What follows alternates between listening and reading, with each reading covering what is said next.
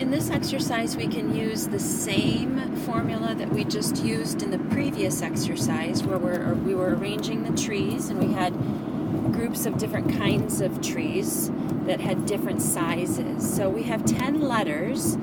We have groups of different letters that are repeated. For instance, we have 2 R's, 2 E's, and 2 Q's, but only one of the remaining letters. So what we need to consider is the fact that we've got a permutation where we're putting letters in order to form words. When doing that, we can use this formula where n, again in the numerator, is the total number of objects that we are arranging, in this case 10. And n1 is the number of the first letter. There's only one I. 1 factorial is equivalent to 1. N2 is the number of the second letter. There are 2 R's. 2 factorial is 2 times 1. N3 is the number of the third letter, U. There's only one U. Then N4 is the number of E's. We have 2 of those. Again, 2 factorial is 2 times 1. N5 is Q. We have 2 of those. N6 is J. We have 1 of those.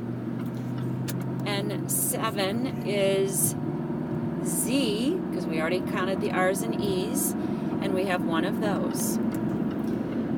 So our number of 10-letter words that can be formed is going to be determined using that formula.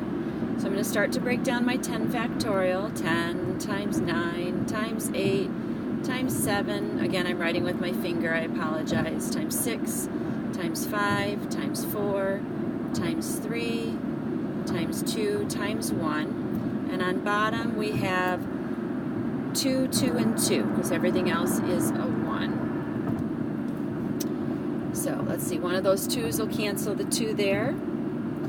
2 times 2 is 4. And so the only numbers that remain on top are 10 times 9 times 8 times 7 times 6 times 5 times 3.